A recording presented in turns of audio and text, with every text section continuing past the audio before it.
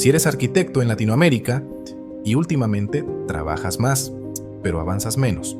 Si pasas horas frente a la pantalla, corrigiendo detalles que casi nadie nota, si entregas proyectos con ilusión y aún así terminas sintiendo que algo no encaja.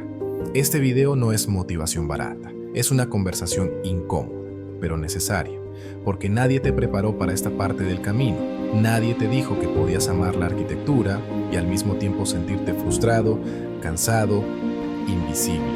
No porque seas malo, no porque te falte talento, sino porque hay reglas del juego que nunca te explicaron y hasta que no las entiendas, seguirás preguntándote en silencio qué fue lo que salió mal. Y lo más difícil de aceptar es que esto no pasó de golpe, no hubo un día específico en el que todo se derrumbó, fue algo que se fue acumulando semana tras semana, proyecto tras proyecto y mientras tanto, tú seguías adelante. Al comienzo la arquitectura era ilusión. Entraste a la universidad con energía, con ideas, con ganas de crear algo propio. Pasabas horas haciendo maquetas, dibujando, pensando cómo mejorar cada detalle. No porque te lo pidieran, sino porque te importaba. Te dijeron que ese esfuerzo iba a valer la pena, que el sacrificio era parte del proceso, que después vendría el reconocimiento, los buenos proyectos, los clientes correctos, que con el tiempo todo se iba a ordenar. Y durante años lo creíste, pero poco a poco la realidad empezó a empujar. Presupuestos que no alcanzan, cambios constantes. Pero en algún punto, algo empezó a cambiar. Llegaron los primeros presupuestos imposibles, las reuniones donde había que explicar lo obvio, las correcciones eternas, los hazlo más barato, los después lo vemos. Y sin darte cuenta, empezaste a adaptar tus ideas no a lo que creías correcto, sino a lo que era aceptable. No porque quisieras, sino porque parecía la única forma de seguir hasta que un día te detienes. Miras tus planos, tus proyectos, tu agenda llena y aún así sientes un vacío difícil de explicar. Y entonces aparece una pregunta que incomoda. ¿En qué momento dejaste de diseñar con convicción y empezaste solo a cumplir? La frustración del arquitecto no siempre se nota. Desde afuera parece que todo está bien.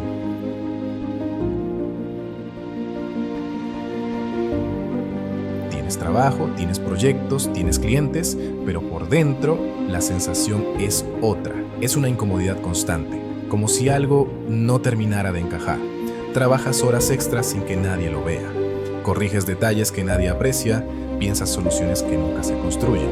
Y aún así, cuando llega el momento de hablar de honorarios, todo ese esfuerzo parece desaparecer.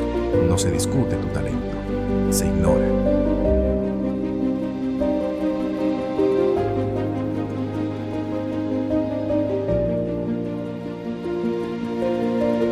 A partir de cierto punto, empiezas a sentirte invisible.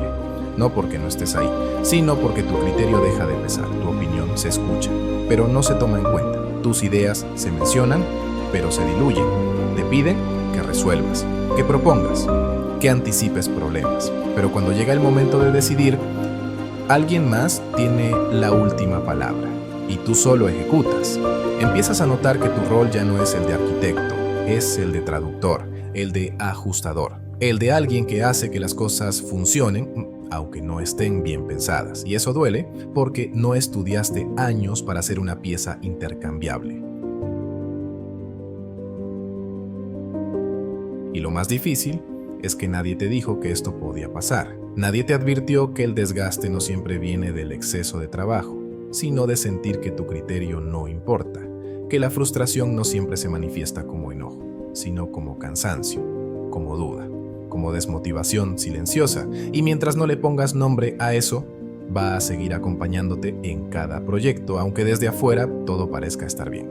En algún punto del camino, empiezas a mirarte distinto, no con orgullo, no con seguridad, sino con duda. Te miras al espejo y repasas mentalmente todo lo que sabes hacer, todo lo que aprendiste, todo lo que dominas técnicamente, y aún así, algo no cuadra. Porque si realmente fueras tan malo, no estarías donde estás. Pero si fueras tan bueno como creías, las cosas no se sentirían así. Ahí aparece la trampa mental, creer que el problema es que todavía no eres lo suficientemente bueno, que necesitas más cursos, más software, mejores renders, más perfección, creer que si sigues puliendo el diseño, si sigues esforzándote un poco más, el reconocimiento va a llegar solo.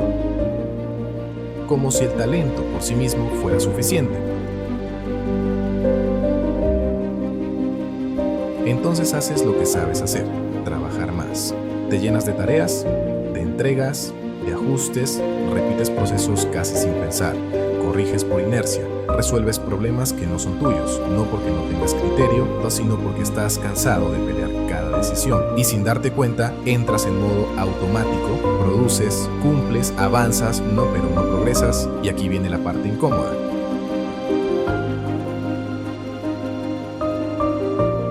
No es que te falte talento, no es que no sepas diseñar, es que nadie te enseñó cómo posicionar ese talento, cómo comunicar su valor, cómo defender tu criterio sin confrontar. Nadie te dijo que el diseño no se vende solo, que la arquitectura en el mundo real necesita algo más que buenas ideas. Cuando empiezas a ver esto con claridad, algo se mueve por dentro, no alivio, todavía no. Más bien incomodidad, porque entiendes que seguir haciendo lo mismo no va a cambiar nada, pero también aparece algo nuevo, conciencia, y esa conciencia, aunque duela, es el primer momento real en el que dejas de culparte y empiezas a entender el juego. Hay algo que casi nunca se dice, pero que cambia completamente la forma de ver tu situación. No ejerces arquitectura en el vacío, no trabajas en un contexto ideal, trabajas aquí, en ciudades complejas, con economías inestables, con reglas poco claras, y eso importa, mucho más de lo que te hicieron creer.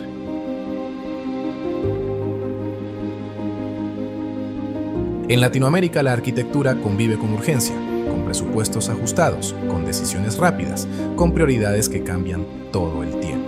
Aquí el problema rara vez es el diseño, el problema es todo lo que rodea al diseño, y si no entiendes ese entorno, terminas culpándote por cosas que no dependen solo de ti.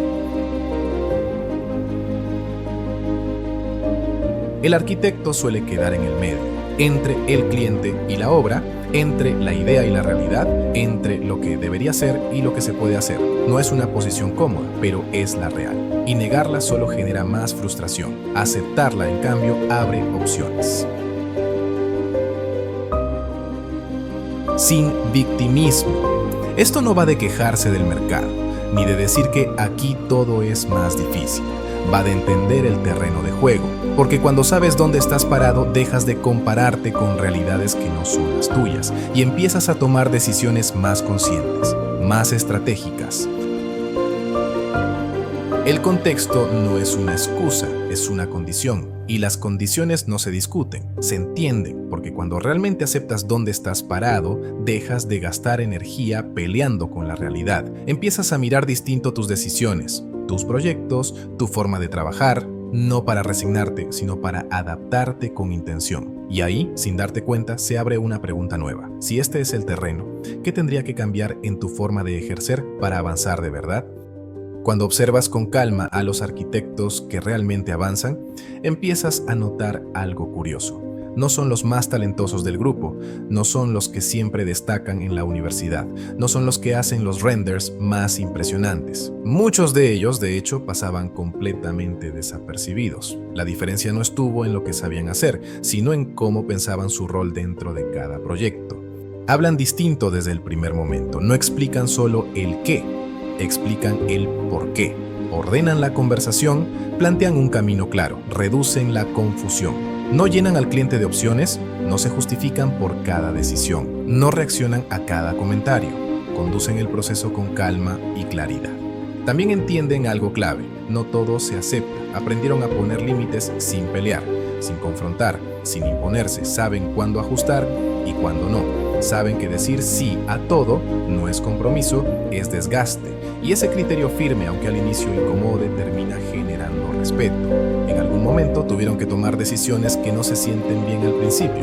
Decidir no aceptar todo lo que llega. Elegir proyectos con más intención.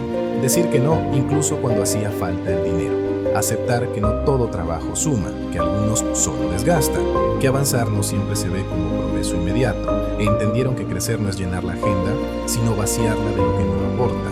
Y el resultado de esas decisiones no fue espectacular. No hubo aplausos, no hubo reconocimiento inmediato, no hubo una sensación de triunfo. Lo que apareció fue otra cosa: más claridad, más control, más coherencia entre lo que piensan y lo que hacen cada día. Menos urgencia constante, menos desgaste silencioso. No dejaron de ser arquitectos, empezaron a ejercer con criterio. Y cuando eso pasa, el trabajo deja de sentirse como una carga y empieza a sentirse otra vez como una elección. Durante mucho tiempo creíste que el siguiente paso era puramente técnico, que con aprender un software nuevo, hacer un curso más o sumar otra certificación, las cosas finalmente se iban a acomodar, porque eso fue lo que siempre te dijeron, que si te volvías mejor diseñador, todo lo demás vendría solo, pero la realidad es que no funciona así. Los arquitectos que realmente avanzan no necesariamente diseñan mejor que tú, diseñan distinto. No comienzan preguntándose cómo se va a ver el proyecto, sino qué problema real está resolviendo y para quién. Escuchan más de lo que hablan, observan antes de proponer y hacen menos cosas, pero con mucha más intención.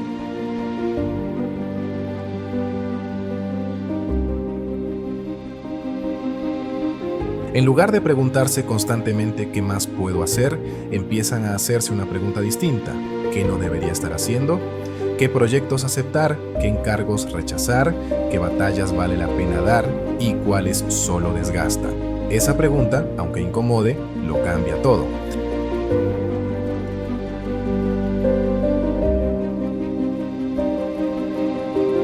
Cuando el criterio está claro, la ejecución deja de ser un caos. El arquitecto deja de reaccionar a cada pedido, a cada urgencia, a cada cambio de último minuto. No impone, no discute, define el marco y dentro de ese marco todo empieza a ordenarse. El problema nunca fue hacer más cosas, fue aprender a tiempo dónde poner el esfuerzo y dónde poner un límite, porque cuando todo es prioridad, nada realmente lo es, y hasta que no entiendas eso seguirás trabajando sin parar, resolviendo urgencias ajenas, con la sensación constante de estar siempre ocupado pero avanzando muy poco.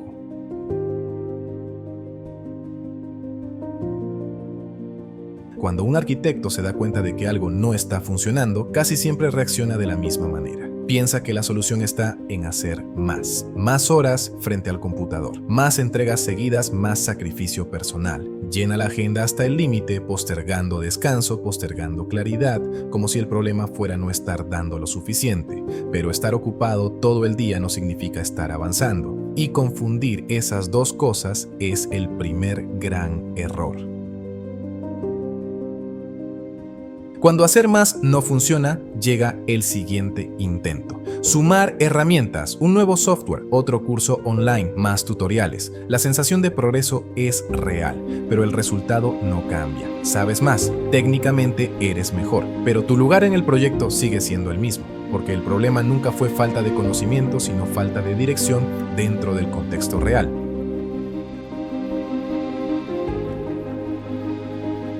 Así se forma un ciclo silencioso. Trabajas todo el día, resuelves problemas ajenos, te llevas pendientes a casa. Desde afuera parece compromiso. Desde adentro se siente desgaste. Los días pasan rápido, pero los meses se sienten iguales. Estás siempre haciendo cosas, pero cuando miras con distancia, nada realmente se ha movido. Solo tú, cada vez más cansado.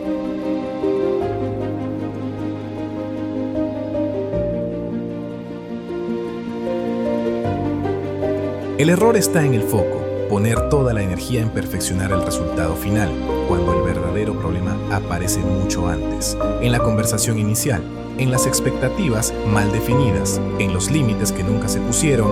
Un buen render no corrige una mala base. Hasta que entiendes esto, sigues corriendo en círculos, y cuando por fin lo ves, te das cuenta de que no necesitas hacer más, necesitas hacer distinto. En algún punto, sin que ocurra nada extraordinario ni visible desde afuera, simplemente te detienes, no porque todo esté resuelto ni porque las condiciones hayan cambiado, sino porque entiendes que seguir avanzando exactamente de la misma manera ya no tiene sentido. bajas el ritmo, dejas de reaccionar por costumbre y por primera vez en mucho tiempo te permites observar con claridad dónde estás parado y cómo llegaste hasta ahí. No es un momento épico ni una revelación dramática como en las películas, es algo mucho más silencioso y racional. Empiezas a mirar tu trabajo con un poco más de distancia, con menos ansiedad, y notas que muchas de las decisiones que tomabas cada día no eran estratégicas, sino respuestas automáticas a la presión, al apuro y a las expectativas de otros. Ahí comienzas a cuestionar la forma en la que venías ejerciendo la profesión, no tu vocación ni tu capacidad como arquitecto. Te preguntas por qué aceptabas ciertos proyectos, por qué normalizabas ciertos tratos y por qué repetías dinámicas que siempre terminaban igual. No desde la culpa ni el enojo, sino desde una honestidad incómoda pero necesaria para avanzar. A partir de ese momento, las decisiones empiezan a cambiar de tono. No se vuelven más grandes ni más arriesgadas, sino más claras y conscientes. Empiezas a elegir con un poco más de calma y con menos miedo. No porque todo esté definido, sino porque ahora sabes con certeza qué situaciones ya no estás dispuesto a repetir. Nada se transforma de un día para otro y el trabajo sigue siendo exigente, pero algo se ordena internamente. Y cuando eso ocurre, el ejercicio profesional deja de sentirse como una lucha constante contra el entorno. No tienes todas las respuestas ni un plan perfecto, pero tienes dirección. Y con dirección incluso los procesos difíciles empiezan a sentirse coherentes. Cuando el enfoque cambia, el trabajo no se vuelve más fácil de inmediato, pero sí se vuelve más claro. Ya no empiezas cada proyecto desde la urgencia ni desde el desorden, sino desde una idea más precisa de qué se está haciendo y por qué. No corres desde el primer día. Te tomas el tiempo de entender el contexto, los límites y el alcance real antes de avanzar. Las conversaciones también cambian, no porque ahora tengas respuestas perfectas, sino porque haces mejores preguntas. Escuchas con más atención, aclaras expectativas desde el inicio y evitas suposiciones que antes parecían normales. El cliente no siente imposición, pero sí dirección, y esa diferencia reduce tensiones que antes aparecían mucho más adelante. Empiezas a marcar límites con calma, sin confrontación innecesaria. Defines qué está incluido, qué no, y qué decisiones requieren tiempo. No para protegerte del trabajo, sino para proteger el proceso. Y cuando el marco está claro desde el inicio, desaparecen muchos conflictos que antes drenaban energía y terminaban afectando todo el proyecto. El trabajo diario se vuelve más enfocado, menos multitarea, menos correcciones caóticas, menos sensación de estar apagando incendios todo el tiempo. No trabajas menos horas de inmediato, pero trabajas con mayor intención, sabiendo qué importa y qué no. Y eso reduce el desgaste mental acumulado.